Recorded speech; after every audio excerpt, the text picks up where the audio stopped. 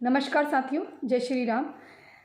मुन्नवर राणा के बेटे ने ये अफवाह उड़ाई कि उसको उसके चाचा ने गोली मरवा दी है और उसकी जान को खतरा है और उसको 2 गोलियां लगी हैं, इस प्रकार की।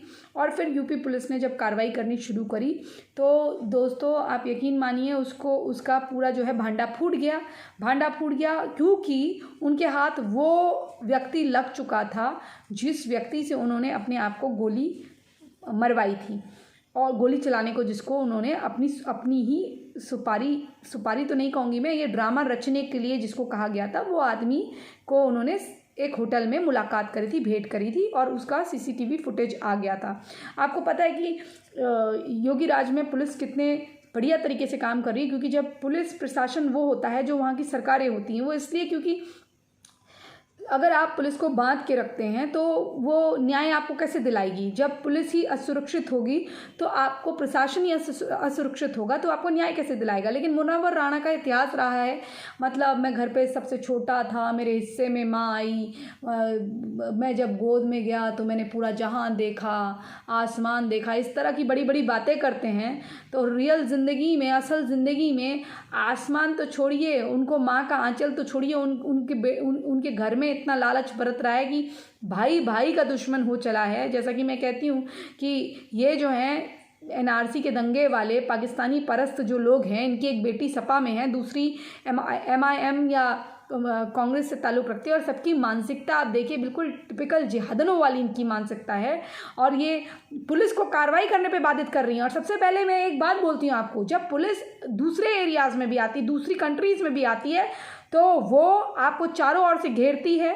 आपके घर को छोटी सी बात हो जाए, अमेरिका में कहा जाता है कि अगर पुलिस घर पे आई है तो कोई ना कोई गिरफ्तार होता ही होता है। वो कहते हैं इफ़ यू कॉल 911 इधर यू गोइंग टू जेल और I am going to the jail. ये उनका एक चीज़ है, इफ़ यू एवर डायल 911 इधर you going to the jail और I am going to the jail. ये होता है जो डायल कर रहा है और जो सामने बैठा है, वो कहते हैं एक ना एक तो जेल जाएगा। मतलब बहुत कम ऐसा होता है कि वो सॉरी बोल के छोड़ दें या बच्चे ने बाय मिस्टेक डायल कर दिया है बहाना बना दें, लेकिन अगर जिसने भी करा होता है वो जाता है। तो आप सोचिए वहाँ तो 3 चेतावनी मिलती है, 3 चेतावनी के बाद गोली मार दी जाती है अपराधी को। जब यहाँ पर इतने बड़े दंगे कर रहे थे, एक बार वो एक लड़का जो था 14 वर्षीय, वो ट्रैक्टर लॉरी या कुछ टेम्पू जो है वो चला के पुलिस वाले को रौंदने की कोशिश कर रहा था, फिर बाद में उसका बाप कटार ले आया, इतना हंगामा करा, इन्होंने सरदार कम्युनिटी पे ऐसा हो गया, ये हो गया, ऐसी बातें करी, सिख कम्युनिटी पे ऐसा हो गया, जबकि वो अपराधी था लड़का। तो आप सोचिए वो गलत ढंग से एक तो टेम्पो चला रहा था। तो वहीं उसी समय पर, उसी काल चक्र के दौरान सिंगापुर में एक लड़के को, एक आदमी को पुलिस ने रोका, उसने पुलिस से बदतमीजी करी ट्रैफिक पुलिस ने रोका, लेकिन उसने कहना नहीं माना तो ट्रैफिक पुलिस ने उसके पैर पे गोली मार दी। तो वहाँ पर ये लोग कुछ नहीं बोले, वो आई थिंक वो सिख युवक ही था या भारतीय युवक था, वो जो भी था, मैं भारतीय कहूँगी। तो वहाँ पर कुछ नहीं हुआ। तो ऐसी चीज़ें जब बाहर होती हैं, यहाँ से बाहर जाते हुए ही आप थूकने से डरते हैं ज़मीन पर कि आपको फाइन लगेगा, लेकिन भारत है, यहाँ पर कुछ भी कर लीजिए, यहाँ पर घुसपैठियों को बचा लीजिए, यहाँ पर अनाथ आश्रम टाइप का खोल के घुसपैठियों का यहाँ पर आतंकी सेल चलाइए, स्लीपर सेल चलाइए। आपने कोई भी काम करा है तो आपका धर्म देखना पड़ेगा, अरे मुसलमान है, इसके खिलाफ तो हम काम नहीं कर सकते, क्योंकि अगर हम काम करेंगे तो इसके पास तो एक कार्ड है, परमानेंट कार्ड, इसके पास परमानेंट कार्ड है, विक्टिम कार्ड, ये खड़ा हो जाएगा और अपना कार्ड खेल देगा। आप ये तो बातें आपको टीवी में अब होने लगी हैं, मैं तो कब से ये बातें कर रही हूँ। मैं बोलती हूँ मुसलमानों के पास सबसे अच्छा कार्ड है विक्टिम कार्ड, उनको क्रेडिट कार्ड, डेबिट कार्ड, किसी चीज़ की ज़रूरत नहीं है, विक्टिम कार्ड खेल दो। राज्य सरकारों से माइनॉरिटी कोटा उठाओ, नेशनल लेवल पे सेंट्रल गवर्नमेंट से माइनॉरिटी कोटे का पैसा खाओ। आप रोहिया हो, आपको अमानुतुल्ला जो है फ्री का राशन जो हमारे लोगों का है उसके हिस्से का सरकारी खजाना खुला है, 10-10 हज़ार रुपये बांट रहा है। क्या इस लॉकडाउन के दौरान आपको किसी ने 10-10 हज़ार रुपये दिए? लेकिन अभी अमानुतुल्ला 1 हफ्ते पहले की बात है, 10-10 हज़ार रुपये बांट के आए रोहिया बस्तियों में। तो वो क्यों नहीं मारेंगे आपको पत्थर? वो क्यों नहीं आपके फल ठेलों पे फल ठेला लगा के, जो हमारे हिंदू फल ठेला वाले हैं या पुराने ठेला वाले हैं, उनको क्यों नहीं बाहर निकालेंगे? उनका धंधा पानी क्यों नहीं चौपट करेंगे? तो ये मुन्नवर राणा की जो बेटियां हैं, मैंने इस तरह की बातें इसलिए करी क्योंकि जो मुन्नवर राणा की बेटियां हैं ये उन्हीं एनआरसी के जो दंगा दल है और उन्हीं के साथ ये खड़ी होती हैं और ये हंगामा करती हैं, पब्लिक प्रॉपर्टी को खोलने का, फोड़ने तोड़ने का काम करवाने वाली है।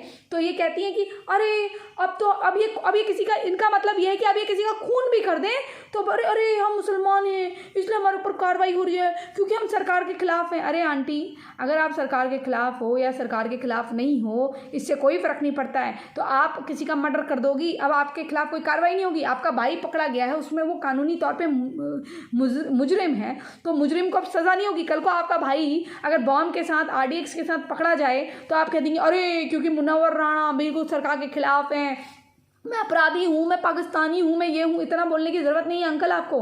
अगर आपके लड़के ने अपराध किया है तो आपका लड़का भागता क्यों फिर रहा है? और दूसरी चीज़, यहाँ पर जो एक चीज़ है ना, सेकुलरिज्म के नाम पे ये जो नंगापन है, ये सबसे पहले बंद होना चाहिए। और लोगों को भी ये देखना चाहिए कि तुरंत कोई चीज़ देखकर बिल्कुल सिंपैथी ना दें, उसकी सच्चाई को जानें।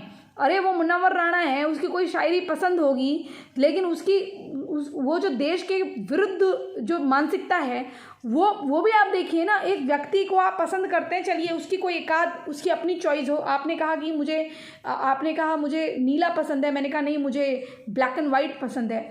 आपने कहा मुझे चटक रंग अच्छे लगते हैं, मैंने बोला मुझे लाइट कलर अच्छे लगते हैं। तो इसका मतलब ये नहीं है कि मैं आपसे नफरत करने लग जाऊं। हमारी वैचारिक सोच अलग हो सकती है, लेकिन जहां वो देश के खिलाफ होती है तो ये तो बिल्कुल ही गलत बात है ना। तो आपराधिक चीज़ है ना कि आप कल को अपराधियों का साथ दे सकते हैं।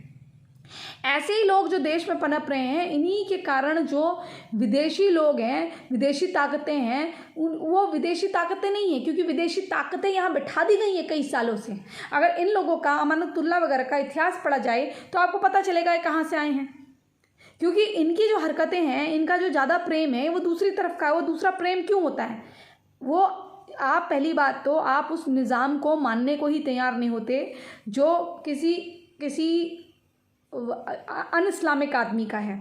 ये आपकी सबसे बड़ी सोच है। इस वजह से आप लोग ये सारे विक्टिम कार्ड खेलते हैं। चाहे आप कश्मीर का मुद्दा देखिए, NRC का मुद्दा देखिए, कितनी चीज़ें, धारा 370 का मुद्दा देखिए, 35A का मुद्दा देखिए, इन सारी चीज़ों में आपको एक चीज़ कॉमन मिलेगी, हम मुसलमान हैं, हमारे साथ अन्याय हो रहा है। पहले तुम डिसाइड करो कि तुम मुसलमान हो कि भारतीय पहले हो। अगर तुम भारतीय पहले हो तो भारत के लिए जो चीज़ अच्छी है वो तुम्हारे लिए अच्छी क्यों नहीं है? अगर कोई भी चीज़ भारत के लिए अच्छी है वो तुम्हारे लिए अच्छी नहीं है, इसका मतलब तुम भारत के साथ नहीं हो। या तो तुम भारत के साथ हो या भारत के साथ नहीं हो। अगर तुम भारत के साथ नहीं हो तो गवर्नमेंट को बोलो तुम्हें एक बड़े से जहाज में बिठाएगी और लात मार के तुमको यहाँ से फेंक देगी। बिना डीजल पेट्रोल और बिना फ्यूल का एक जहाज हो, तुमको धक्का देके यहाँ से फेंक दिया जाए, वहाँ जाके तुम मरो बीच समुंदर में या कुछ करो। ये जितनी बातें, मैं एक बात आप लोगों से पूछना चाहती हूँ, जितनी बातें कर रहे हैं तो इसका मतलब कल को मैं अगर मुसलमान होती और मैं कोई भी अपराध कर देती तो मुझे अपराध करना जायज़ होता, क्योंकि मेरे पास एक कार्ड है ना, विक्टिम कार्ड, वो खेलने का। तो कोई भी कल को अपराध करेगा, कोई आतंकवादी यहाँ आएगा, कोई औरत आतंकवादी होगी तो आप कहेंगे वो तो लड़की है, वो घर में कपड़े बदल रही थी। अरे भाड़ में जा कपड़े बदल रही थी, नंगी हो रही थी।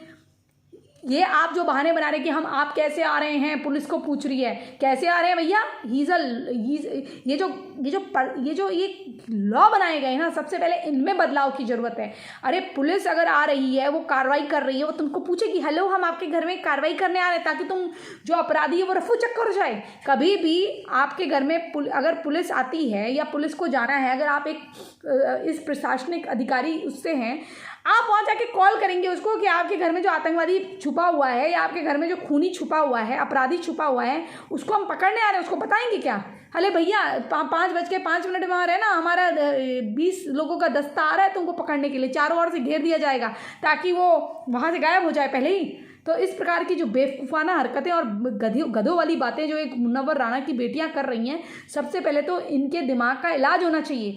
ये आपराधिक प्रवृत्ति के जो लोग हैं ना, इनका जो महिमा मंडन करने वाले ये जो रिपोर्टर और पत्रकार बैठे हैं, इनको भी आड़ो हाथे लेना चाहिए, क्योंकि अपराधी का साथ देने वाले अपराधी, अपराध होता देखकर चुप रहने वाले वो अपराधी। तो मुनव्वर राणा की बेटियों को मैंने देखकर सुना जो अधेड़ उम्र की हैं कि आप हमारे घर में कैसे घुस रहे हैं, महिलाएं हैं, कोई ऐसे लेटा है, कैसे लेटा है? अच्छा ऐसे लेटा है वैसे लेटा है, क्या तुम क्या अंदर क्या कर रही हो? क्या कुछ गलत काम कर रही हो अंदर? और पहली बात, पुलिस को इस चीज़ों से कुछ लेना देना नहीं था। कभी जाओ न्यूजीलैंड की पुलिस को देखो, जब वो इमिग्रेशन चेक करने आती है ना कि आप पति पत्नी हैं या नहीं हैं, तो बेड की सिलवटों से सीमेन के सैंपल भी लेके चले जाती है कि आप दोनों ने, आप कहीं नागरिकता के लिए झूठ तो नहीं बोल रहे हैं कि आप दोनों, अच्छा ये छोटा सा काउच है, मैं जब वहाँ थी तो मैं देखती थी, ये छोटा सा काउच है, आप दोनों कहाँ सो रहे थे? आप अलग अलग सो रहे थे, 12 बज रहा है और आप अलग अलग सो रहे हैं, कैसे सो रहे हैं आप अलग अलग? इस तरह के सवाल कर देते हैं वो। और वो साथ में बैठा के ये अलग अलग बैठा के ये पूछा जाता है कि इसकी फेवरेट वाइन कौन सी है, इसका फेवरेट फूड कौन सा है, ताकि वो कंपैटिबिलिटी चेक करें। और किस लिए करते हैं सब? कि आप जो शादी करके लाए हैं वो खाली नागरिकता देने के लिए तो नहीं है कि आपके पास पीआर है, परमानेंट रेजिडेंट है, तो आप इस औरत को कहीं पैसे इस औरत ने आपको $5,000-10,000 देकर नागरिकता के लिए कॉन्ट्रैक्ट मैरिज तो नहीं करी। जब इतने वहाँ होते हैं, मतलब उनसे पूछा जाता है कि ये जो इतना सा है इसमें तुम कहाँ सो रही थी? तुम वहाँ सो रही थी, तो ये यहाँ अकेला कैसे सो रहा था? तो वो कहती है नहीं मैं यहाँ सो रही थी। तो तुम यहाँ सो रही थी तो इसमें, और वो भी तुम्हारे साथ सो रहा था, तो इतने से बेड पे तुम दोनों कैसे आए, दिखाओ ज़रा। इस प्रकार की बातें वो लोग कर देते हैं। और यहाँ आप कहते हैं हम ऐसे सो रहे थे, हम वैसे सो रहे थे, और पुलिस घुस आई। मतलब उसामा बिन लादेन को जब पकड़ने गए होंगे तो फ़ोन करके पूछना चाहिए था कि तुम्हारी जो 10 बीवियां बैठी हैं, कहीं उनके साथ तुम चड्डी उतार के तो नहीं बैठे हो? प्लीज़ चड्डी पहन लो, हैं, कॉन्डम्स फेंक दो। इस प्रकार की बातें करके तो नहीं होंगे ना।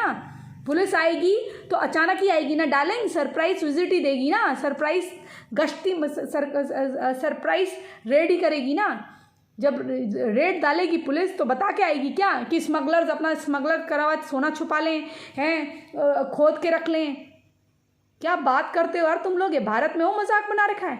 एक बार मेरी एक पाकिस्तानी लड़की से बहुत पहले बात हो रही थी, वो एक एक्ट्रेस की बहन थी, जैसा कि वो बोलती थी, तो उसने मुझे बताया था कि यहाँ डकैती होती है। तो क्या चाहते हैं आप भारत में? डकैतियाँ, मतलब वो बता रही थी कि अरे किसी ने किसी को गोली मार दी। तो वहाँ इतना कॉमन है ये चीज़ कि गली में दुकानदार के वहाँ डकैती पड़ रही है दिन दिन में। तो इस तरह की वहाँ चीज़ें चलती हैं। क्या चाहते हो इस प्रकार का जाहिल हो जाइए कि सारे तुम्हारे बांग्लादेशी घुसपैठिए, उनके साथ तुम खड़ी हो जाओ लीडर बन के, हैं, वोट बैंक के लिए तुम वोट बैंक का नाम देती हो, मैं जानती हूँ तुम्हारा मुस्लिम भाईचारा जो है तुम्हारा, उनके लिए उनको सारा बसा के यहाँ से हिंदुओं को मार मुड़ के, हैं, तुम इस प्रकार के काम में सम्मिलित रहो और तुम्हारे अपराधों पे हम कुछ कहें भी ना, क्योंकि तुम कहोगी कि भैया हम तो मुसलमान हैं इसलिए हो रहा है। भैया बात होगी तो बहुत दूर तलक जाएगी, इसलिए मुंह बंद ही रहें तो अच्छा है। लेकिन हमारा मुंह बंद नहीं होगा। हमारा मुंह इसलिए बंद नहीं होगा कि तुम लोग जो है ना, तुम्हारे पाप का घड़ा भर गया है। भैया जिहाद तो हम करते नहीं, हमारे उसमें तो जिहाद है नहीं। और ये कहा जाता है हर मुसलमान का ये दायित्व है, वो तुम निभा रहे हो, हम तो निभा नहीं रहे हैं। तो हमें तो अल्लाह मियाँ के कोई ऑर्डर है नहीं, ठीक है। हमको तो भगवान कहता है शांति से रहो, शांति से जीने दो। लेकिन एक बात और कही जाती है कि जब अन्याय हो, अधर्म हो, उसके खिलाफ भी आप लड़िए। अगर उसके खिलाफ अगर मैं लड़ना सिखाती हूँ तो तुम लोगों को लगता है नफरत फैला रही हूँ। तुम अगर ट्विटर में, इंटरनेट में रिक्रूटमेंट करो, ISIS के रिक्रूटमेंट करो, इस्लामिक स्टेट के लिए रिक्रूटमेंट करो कि तुम अपने लश्कर में शामिल करने की भर्ती के लिए आवेदन उनसे मंगाओ और वहाँ ऑनलाइन में उनको ट्रेनिंग दो। और ट्विटर में ये बताओ कि फ़लाना फ़लाना जगह हमने ये ज़मीन पे मस्जिद बना दी है और इसके लिए लोग फंड जुटा रहे हों, और कितनी ऐसी जगह हों जहाँ पर लोगों को पता ही ना उस ज़मीन पे मस्जिद बन रही हो अचानक से। लेकिन किसी भी रेलवे स्टेशन पे आप मस्जिद बना दीजिए, मज़ार बना दीजिए, मस्जिद बना दीजिए, उसको अगर तोड़ने की बात हो जाएगी तो देखिए इस्लामिक स्तंभ है, तोड़ हैं। भैया ऐसा आपके साथ ही क्यों होता है? हर पुलिस स्टेशन के बगल में, हर रेलवे क्वार्टर के बगल में आप बनाना चाहते हैं, और मुनव्वर राणा और उसकी बेटियां जैसे लोग जो हैं खड़े हो जाते हैं उनको बचाने के लिए, क्योंकि इनके पास एक कार्ड है, भैया वो टूट रहा है क्योंकि मुसलमान हैं, क्योंकि वो टूट रही है वो मस्जिद है। अरे इस प्रकार की बातों से बाहर आओ। अगर भारत में इतनी तकलीफ है तो भारत से चले जाओ दूसरे देशों में दंगे फसाद करो, उनके देश को नर्क बनाओ। इस प्रकार से ये बंद गोभी का चलचित्र करके यहाँ नहीं चलेगा तुम्हारा, कि बंद गोभी की तरह काले लिबास में तुम यहाँ पर बकवासें करते रहो और हम तुम्हारी बातें सुनते रहें। इस प्रकार से नहीं चलेगा, ठीक है। ये भारत है, भारत अपने संविधान से चलता है और इसका संविधान का ही फ़ायदा तुम उठाते हो, और बाबा साहेब का वो संविधान लेकर झूलते फिरते हो। उनकी थिंकिंग तुम्हारे बारे में क्या थी ये तो दुनिया जानती है, और जो लोग उनकी बातों को झूठ बता के इधर उधर करते हैं उनको समझ लेना चाहिए कि वो कभी भी तुम्हारी औकात वो अच्छी तरह से जानते थे बाबा साहेब, ठीक है। नहीं तो वो भी कल में पढ़ चुके होते। पूरे देश में इस तरह का नर्क का माहौल बनाने वाले मुनव्वर राणा, तुम ये नहीं है तुम्हारी अलग सोच है, अलग सोच और एक वाद विवाद करना और अपने डिफरेंट ओपिनियंस को रखना, अपने विचारों को जो कि विरुद्ध भी हों, मतलब अगर आप विपक्षी विचारधारा से भी हैं लेकिन वो देश का अहित करने वाले नहीं, देश का हित करने वाले होने चाहिए, तब आप देश के नागरिक कहलाते हैं। ये नहीं है कि आप इस देश में रहेंगे और यहाँ के वाहवाही भी लूटेंगे, गुणगान हम पाकिस्तान के, गुणगान आप पाकिस्तान के गाएंगे भाई, क्योंकि और आप कहेंगे कि भाई हमको विचारिक स्वतंत्रता है। ऐसा है, देश को के टुकड़े और तहस नहस करने के लिए कोई विचारिक स्वतंत्रता नहीं होनी चाहिए। ये जो स्वरा भास्कर और इस टाइप के लोग हैं, जिनको जब आप इनके बारे में जब जानना शुरू करते हैं, ऐसे ही लोगों को ये हवाला के थ्रू पैसे भिजवाते हैं। ये जो स्वरा भास्कर जैसे लोग हैं ना, ये किसान आंदोलन, ये दंगों में जाके, ऐसे ही मुन्नवर राणा के एनआरसी वगैरह में जाके ये लोग जो है, जो इनकी बेटियां सम्मिलित होती हैं, इसी प्रकार के कार्यों में लोग लिप्त रहते हैं। इसीलिए इनको सबसे ज़्यादा पीड़ा होती है जब देश की बात होती है। देश की कोई भी बात होगी तो इस प्रकार के लोग खड़े हो जाएंगे, और देश के कोई अच्छे की बात होगी, इस प्रकार के लोग खड़े हो जाएंगे और उसका विरोध करने लगेंगे। अभी आप कोई लॉ ले आइए कि देखते ही घुसपैठियों को गोली मार दी जाए, तो बस ये कहेंगे भैया हमारे मुसलमान हैं इसलिए मार रहे हैं। और यही वो लोग हैं जो बंगाल के रास्ते उनको बुलाते हैं और आके उनको पैसे बांट रहे होते, टोपी पहन के पैसे बांट रहे होते। पैसे किसके बांट रहे होते हो भैया? हमारे ही पैसे बांट रहे होते हो।